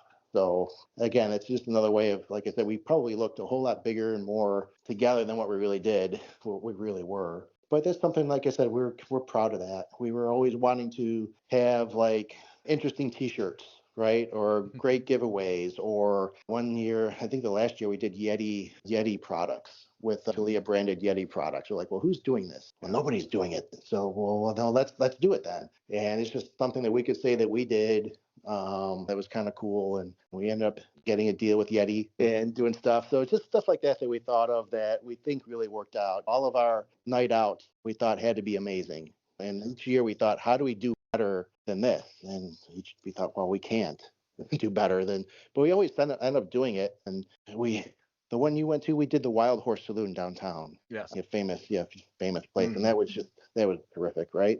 Absolutely. And so. And Scott Payne came out. If you remember Scott Payne. How could you forget Scott Payne? I know. Yeah. So he was. We had him the year before, and we had so much positive feedback about him. It's like, hey Scott, hey brother, hey brother, you want to come out again? He's like, absolutely. It was the best time. And so he came out again to Nashville. We had him in Gatlinburg. The year prior. And what I took away from Scott, I was in awe. And I talked about this. I did a follow-up podcast on the conference, and to just sit back at the Wild Horse Saloon and watch Scott work a room. Yeah. He went to every table and he could talk about anything and was comfortable talking about anything and listening and conversing.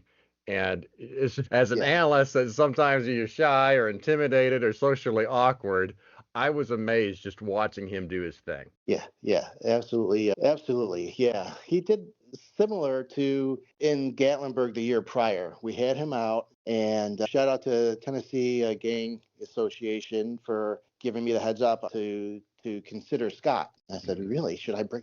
Like, oh, you need to bring him. I had people that were working for me on my team who had been members of the Tennessee Gang Association and also now TALEA, and they said, hey, here's a good crossover. You know, if you're looking at gang intelligence, Scott Payne is probably your guy. He's going to be it. And I was like, okay, we'll think about it. We ended up doing it, and it was a huge success. And Gatlinburg, that's where he met Jerry Radcliffe. And so then Jerry had him on his podcast. I remember Jerry sitting there, and we were talking. It was the three of us, and it was just like so amazing to see like just the three different personalities of sitting at a table, right? Scott, then Jerry, and then me. Like you said, it's like you said, the analyst part of me just kind of seeped out, and I just sat there and was listening, just kind of absorbing, right, what was going on. And so it was pretty funny. And that's where they kind of came up with the idea of, hey, why don't you come on my podcast, and how's it going to look? And then that's when I finally chimed in and said, well, why don't you do your podcast at the TALEA conference next year? Except now you just do it live, right? Yeah. So it worked out.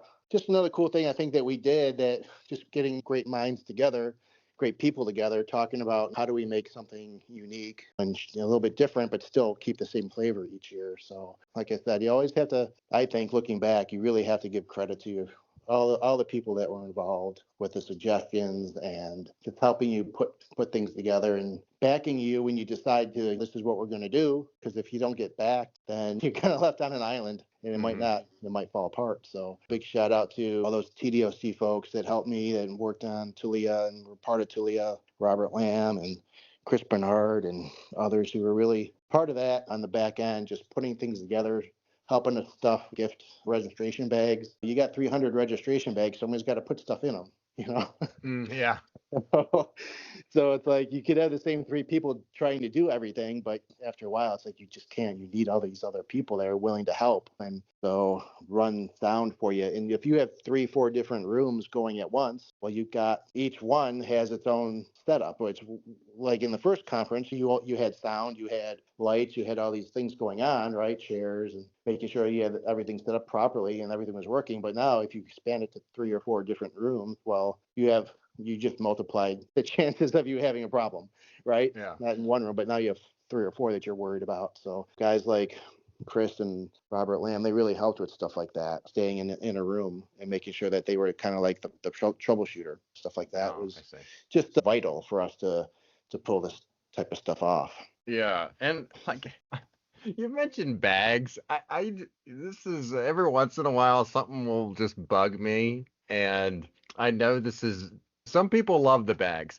I don't get the bags. That's one thing. Like I understand back in the day when you were literally handling people a guidebook through the conference, and you had a bunch of paper and all that other stuff that you were doing.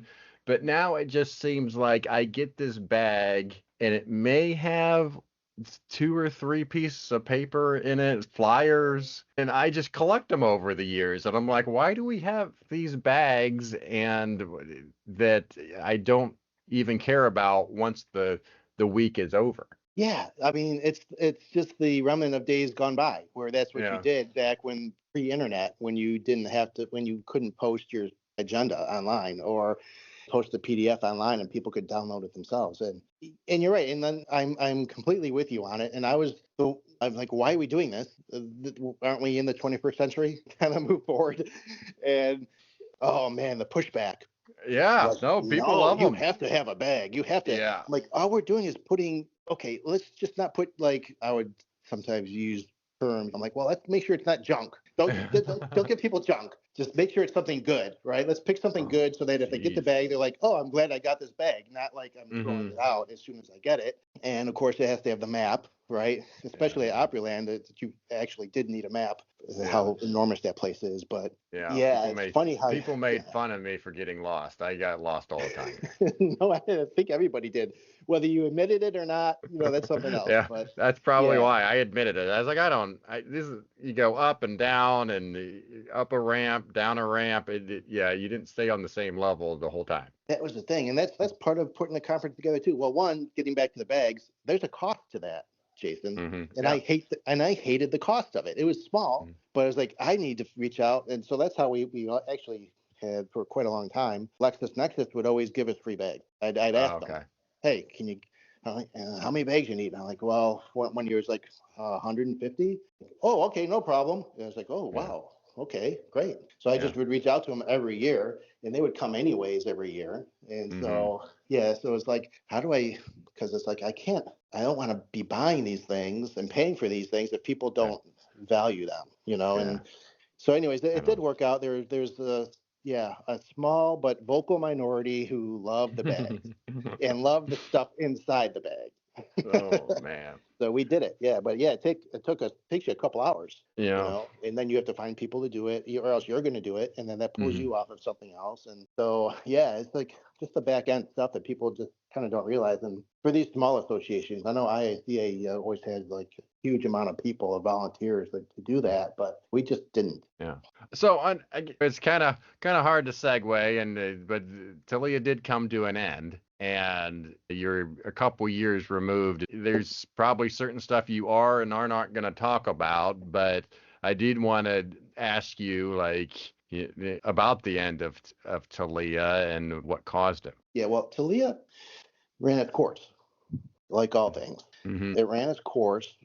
In the end, like I said, there is this aura that we built about it, that it was so big and it was going to continue forever. And that was really ultimately not the case. And some people would come to me like, well, and I hated this. Like I said, I never even wanted to be president. But I ended up being president. Why? Because it was needed. We had people kind of move on and the position was open, and it just seemed like a natural thing since I was doing a lot of that work anyways from behind the scenes. So I knew that working at Oak Ridge, being the crime analyst, afforded me that position to be on TALEA on the board and work it. And they gave me a lot of time and discretion that I can do what I needed to do at TALEA. But like I said, I knew I was eventually going to be moving on somewhere. I wasn't going to stay in Oak Ridge, and that meant, what if I go to a different state? Well, the bylaws were written way before. It didn't say that you had to be a Tennessee employee or even live in Tennessee. It didn't say anything like that to be a member or a board member. And so when I did take the job in California, I remained as the president of TALEA. Technically, that was fine. In my mind, it wasn't that fine, right? I'm like, well, I'm not even there. Yeah. But again, nobody else really wanted to step up to do it. And it was, like I mentioned earlier, it was the 21st century. We can do things remotely. And especially during COVID, we did everything remotely anyways, right? Yeah. So it wasn't that big of a problem, We were able to pull everything off, and we had the conference in Pigeon Forge that year, which was amazing. And we went to Margaritaville for our night out, and it was great.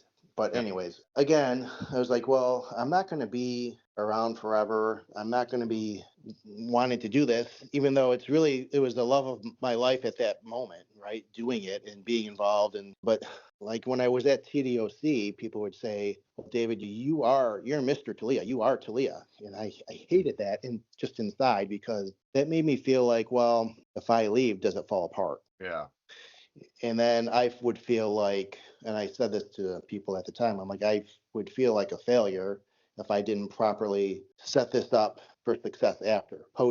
Post David, what's this look like? Yeah. And so we spent a good portion month trying to figure out what it looked like, who's going to take control, who's going to step up. And we had laid some plans down, and some people had mentioned they were interested in doing it and stuff. So eventually none of that panned out. I had moved back to Buffalo, where I'm from, Western New York, and gotten out of law enforcement altogether. private security at that point for health and family reasons. And there's a lot of reasons outside of law enforcement why I needed to come back. And so that's why I left. But why it didn't exist post me leaving, I think was just the fact that I think it would be hard for people who remained to put the amount of time and effort that was needed to keep it going. Everybody had full-time jobs. Even the people that were on the board they ended up resigning too because they got promoted or they got out of the field themselves, or like Nick Nichols got promoted to supervisory analyst. And he's like, I don't have the time to do what I was doing, David. And now if you're gone, I can't do that. I have even less time. So there's those types of things that kind of popped up that we just thought, well, how can we keep it going? Can you run it from New York? And I thought, well, that's just not, I probably could I? Sure. But I didn't think it was appropriate. And plus, like I said, I wasn't even you have those internal debates with yourself. Like, I'm not even in law enforcement at this point. So how effective could this be? Could we do it? Yes. But what would be the purpose then? It's just continuity, just to keep it going. And so when you start asking all those types of questions, it's like, well, we'll let this go. And if someone really does want to step up, they can do it. Otherwise, 10 years is a strong run. And we can all be proud of what we did. And some regional associations go dormant and then they come back. Yeah. And I think we've seen that, like maybe out Midwest or out Pacific Northwest somewhere, and they come back online. Someone's able to step in and do it. In Tennessee's case, one of the back in the day, one of the gripes that we had was when we thought about starting something like TALEA, like, well, how come the state isn't doing this? How come the state doesn't step up? And they have all the money, they have all the training, they have all the analysts. It's like they have the facilities, they have the budget, they have their own training anyways.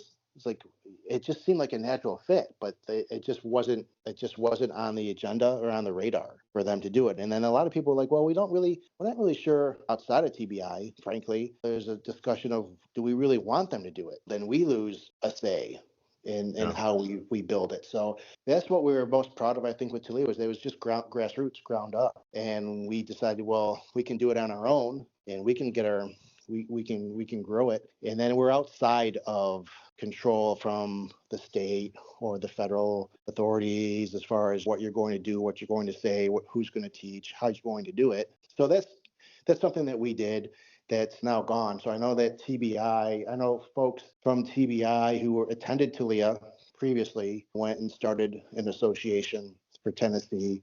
Yeah. And I think it seems to be, I don't know much about it. I'm out of it now, but it seems like it's geared towards more specifically what they really want it to be. And so I wish them all the best. And I hope they have a good 10 plus year run of whatever it is that they think that they need to do. But guys like, I don't even know if David Roush is still over TBI. I think he may have moved on, but David Roush, he was there at the start of TALEA. He was the Knoxville chief when we started TALEA. So he was right in it. He gave us a few $1,000s to make sure we were okay. He donated some money to make sure that we could, for cost. Like he said, well, this would have been, if I send my analyst to some training someplace else, I've got 6 of them. It's going to cost me that much anyway. So he just said, hey, just use it for TALEA. And so that's something that I think that, well, now that we're gone, TALEA's gone, now others can step up and say, hey, we saw how it was done one way, and what can we do a little bit different? What do we need to do now? It's 2023, 2024, 2025. How do we fill in that gap? Like TALEA filled in that gap years ago when nothing was being done. What do we do now? So that's something that I think TALEA could still be proud of, and saying we left and there wasn't a vacuum. Somebody stepped up and did something. Yeah. Whereas before, it wasn't like that. So that's something I can honestly be very proud of. Nice. All right. Before I let you go, I do want to touch on your current endeavor, which is you're getting a master's degree. And I don't want to make you feel self-conscious, but you're getting long in the tooth for a master's degree, maybe, some people would think. Yeah, I've been stuck on 35 for I don't know how many years. So I'm glad you bring that up. Not the age part, but the master's degree. Yeah, you're right. It's like, so I'm glad you're giving me the opportunity to talk about this a little bit because, truth be told, this comes up a lot, right? If you're on certain threads, if you're on LinkedIn, if you're on you read different posts and people ask these questions, and especially people trying to break into the field. Well, do I need a master's degree? What's a master's degree going to do for me? And everybody seems to have an opinion. And so do I. So I usually keep it to myself, but here's my opportunity to kind of talk about it. And it's changed over time, as I think it should, right? As you learn more about it and as you grow and as you grow in your field and your development, your educational needs and what you want to do with your life, your career, So for me, I started the master's degree program, I think 2015. Yeah. It was an online program at Bethel. And unbeknownst to me at the time, he's now chief of police there, Robin Smith. He started at Bethel too. He was getting his MBA. Mine was criminal justice. And so we kind of talked about that and what it meant and what it meant to him. So he was at that time my age now. He was in his 50s, right? So I was like, well, chief, why? You're already the chief. There's not the chief of the chief. What are you going to, what are you using this for? He's like, I'm doing it for me. He's like, I have this desire to learn something a little bit more. It's like, it's not a law enforcement master's, it's MBA. I can teach, I can learn more about the business side of things, which I don't really, I have an understanding of, but I don't feel like I'm an expert in it. So that's why he was doing it. I thought that made sense. Okay. He knew he wasn't going to get promoted out of it, or he wasn't going to get incentivized. We had no incentives, like pay incentives, salary incentives for it, like some jurisdictions do, some cities do. So it was really on him. And okay, I'm doing it because I thought at the time, like, well, if I get my master's degree, I'll have a stronger argument for a pay raise or a salary increase, or they were at the time talking about doing a study within the city of restructuring pay and pay banding and stuff like that. And I thought, well, this is a great time for me to maybe think about education. And if they're going to talk about giving incentives for education, then this might be a time for me to do this. Otherwise, I'm not really sure what I can use it for, since the crime analyst is the crime analyst. There's no senior crime analyst here. There's nothing up for me, right? So after about a year doing it, I ended up stopping. And for a number of reasons. One, like I said, at that point I knew like I wasn't going to get anything out of it. And so that was my goal. And some people will say, well, that's not the best goal if you're trying to get your master's degree, but it is a goal, right?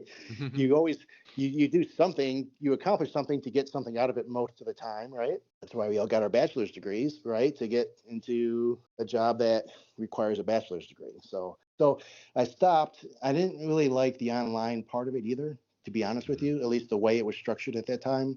Yeah. And I felt like I wasn't getting anything out of it. And that was partly my own fault, because I'm like, well, if I just write, and one gift I have been given is I'm a good writer. So I could write. My degree was my bachelor's in political science, and I could write and write and write and write and argue about whatever it is. So it wasn't a problem for me to just kind of write things and essays, but it was just seeing like it wasn't really going anywhere. I didn't feel like I was getting smarter from it, and I didn't feel like I was getting better. And I thought, well, maybe I just need to take a break. Maybe it's me. Right. So then I picked it up just recently, moving back here. I had more time and thinking, well, it's always been my goal. People who talk to me at TALEA and talking to my chiefs, like, well, why don't you become an instructor? Why don't you teach? And people know in Oak Ridge, I used to go to the community college and give them a crime analysis seminar once a quarter. I would go into the criminal justice class and show them hotspot policing and pull up an interactive map, and we do all sorts of stuff like that. So people knew I had an interest in it, and I did. So I thought, well, I'll teach, but to teach, you need a master's degree at least, right? So that's kind of what I'm thinking about now. Is like, what do I do next? Do I want to be a professor? Do I want to be a online facilitator? Right. So that's kind of what I'm thinking. So I'm kind of slow walking it. I took a bunch of classes earlier. I took a break, and so I've got 2 left, Jason. Nice. So I was like, well, I could have done. If I really pushed, I could have done it, last year. But I'm like, I'll string it out. It doesn't really affect me. I'm not trying too hard to get into that type of role. I think eventually I will do it, but like I said, I'm at a point in my life now where I can take my time. I can stroll. I don't have to run. Yeah. So that's kind of what I'm doing. So appreciate that. And I know, like I said, people talk about it all the time. Do I need a master's degree for crime to be a crime analyst? I just talked to a aspiring crime analyst, and that's what she called herself, because when she reached out to me on LinkedIn, she said, I'm aspiring I just found out about crime analysis. I had no idea. I'm an aspiring crime analyst now. Can you talk to me? So I met with her and talked about her master's degree program, and I'm like, well, there's lots of things you can do with crime analysis. There's different specialties, and people get expertise in certain areas, and that's something you might want to consider. Like, so I asked her, I said, how good are you at Excel? And she didn't know what that was. And I said, well, you don't talk about Excel in class, or you guys don't really do it. She's like, no, I don't. I said, well, so I kind of went into it and told her it's one thing you might want to look into. Take some time, go take a few courses on this through LinkedIn or YouTube or whatever, right? Find out. So it also kind of was a revelation that there's a lot of master's degree programs out there now, and we're not really sure what they're teaching, and there's certainly, most of them aren't geared towards crime analysis or analysis in a way. They're research, or maybe they're out there to critique law enforcement or policing, right, rather than support. So people have to kind of be careful, especially if it's a local college, thinking this would be easy for me, or I can go online, it's pretty cheap. And those are the things I kind of look at now and try to warn people about. Say, hey, if this is something you're interested in, then go ahead. It's not going to hurt you to get that degree if you want to spend the money and you have the time and the resources and the aptitude to do it. But also, don't disregard interning. Don't disregard volunteering. Go down to your local police department or the state or whoever. Reach out to multiple jurisdictions and agencies and say, hey, I'm interested in this field. Can I talk to somebody? Can I come in and meet with somebody? Can I go on a ride along? Ask those types of questions. It's easy to go on a website, look who the chief is, look who the captain over investigations is, see if they have a crime analysis unit, what they do, and kind of like just make yourself known, show your face, show up. And more often than not, they're going to be like, come on in. Yeah, we'll show you a little bit. Why don't you sit in dispatch for a little while? Listen to that, So when I ran the intern programs of every place that I've been at, I did that with my interns. Yeah, I'm like, you need to have a multidisciplined approach to this. You need to understand where this piece of paper in front of you on your desk came from. It probably came from a call, right? It probably came and then dispatch got it. What did they do with it? How did they handle it? What type of information did they gather? What did they miss? Then it gets inputted into your RMS, right? So we can go on about this forever, right? I don't need to go through the workflow, right, of a police department, but you understand what I'm getting at. So those are things that I think are just as important as a degree when you're looking to try to get into this field. So I appreciate the question and the opportunity for me that you gave me to kind of talk about that type of stuff. And if you're already in the field, consider what it's going to do for you. If it's just for your own benefit and it's just something you want to do, then you're probably not even asking the question, like, do I need it? Mm-hmm. You already know you don't need it. You're already there. So, so just do it for yourself if that's what you want. But I think if you want to move on and you want to make more money, you want more responsibility, then having that degree, if nothing else, shows your potential employer that you're motivated enough to do it. So then that's half the battle. All right, very good. Hey, David, it's been great talking to you. I could talk to you probably for another hour. Thank you for your honesty and your dedication and contributions to the profession. Well, Jason, thank you for the time. I know it's a lot of time that we put into this. And like I said, if I'm wondering if I was even going to say yes to putting all this time into it, funny. I'm very happy that you asked me. I'm very happy that I accepted. And it's always a joy talking to you. And it's, as you can tell, I still have a passion for the field and for what we do. And you're right, I could talk till another hour or more about it. So I appreciate it. I'm looking forward to hearing some more things about what you're doing. And quite honestly, what you do for us, our field, is tremendous. So you've been doing it for a long time. And to be so consistent and successful at it, kudos to you, because it takes a lot of energy and a lot of effort and a lot of dedication, and it's not your full-time job. So thank you so much for what you do. All right, appreciate that. So our last segment of the show is Words to the World. This is where you can promote any idea that you wish. David, what are your words to the world? Oh, something that I thought about, and I think what I wanted to bring up, amongst a lot of other things, one thing I wanted to really kind of touch on is in our field, it's been a recurring theme a little bit for our conversation is the types of people that are analysts. And like you said, it's easy to be, you're not really an alpha type often. And even if you are, you have to learn to be more of a sit and listen, observe, absorb information. But then you're working with people within the law enforcement field who often are those alpha types. And it's easy to get, I think, when you're trying to make a name for yourself, you're trying to put out good products, it's real easy to get steamrolled.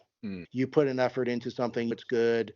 You might have your own self-doubts because you're an overthinker or it's not perfect. You're a perfectionist. Like I'm thinking about myself here. I've had to work on I'm a recovering perfectionist, I tell people. and it's like you always want it to be perfect. You see the flaws in what you did, whether anybody else does or not. And so when you put something out, you might be a little self-conscious about it. And it's easy to hear somebody stand up if they have rank or they've been there for a long time or experience and they're a sworn officer and they say, well, they start kind of banging on your product, right? And saying, well, what about this? What about that? And you hopefully you quickly realize after time, it doesn't really matter what you do. Someone's going to critique it.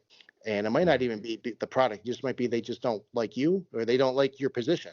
They see you as a threat, they see your position as a threat. They're like, well, we could do this job before you got here type of thing. We didn't need crime analysts in the 70s or the 80s. We still did policing, that type of stuff. So, and going to different places, I hear some of this stuff, but I guess it would be, don't be that pushover analyst. They don't know as much as you do on a number of things. They don't know the data like you do. Like we talked about earlier, know your data, know how it works, know how your systems work. They might not know it as well as you do. And so you might be able to find that in those bits of information, that data that you turn into information and intelligence. And they might not see it or understand it. So stick up for yourself. You have to do it in a diplomatic way, but don't be afraid to stand your ground and say, hey, listen, this is what I did. If you get questioned, well, this is how I came to this result, And for your products, people talk about this all the time, but you don't need the 10-page bulletin. Oftentimes, they say you keep it short and sweet, 1 page, 2 page. If you're briefing something, you can use that, but always have that 5 or 10 page data information in your head. You don't have to put it on the paper oftentimes, but if someone does try to poke a hole and saying, well, you didn't cover this, and say, oh, yes, well, and then you're able to go and spend 5-10 minutes talking about that one thing. So that's something I learned all across the analyst spectrum in the Army, the AC in New York, Oak Ridge, Ventura, TDOC. It's like have that data in your head and be really comfortable with it and then be able to put it out there when it's needed. But don't just assume that it's needed all the time in every circumstance, right? And we've all kind of know those guys or those gals that put the 10-page thing together and nobody ever reads it. So I guess those are my 2 points that I wanted to get out there. And it's nothing new, but analysts, it's easy. I hate to use that term, but you can feel bullied sometimes. Like, who am I? I'm not even sworn. But like I said, you have skills and knowledge and abilities that the others don't, which is why you're there. And so just be confident in that and learn your role and do it well. Very good. Well, I leave every guest with you've given me just enough to talk bad about you later. But I do appreciate you being on the show, David. Thank you so much, and you be safe. Thanks, buddy. Take care. Thank you for making it to the end of another episode of Analyst Talk with Jason Elder. You can show your support by sharing this and other episodes found on our website at www.leapodcasts.com. If you have a topic you would like us to cover or have a suggestion for our next guest, please send us an email at leapodcasts@gmail.com. Till next time, analysts, keep talking.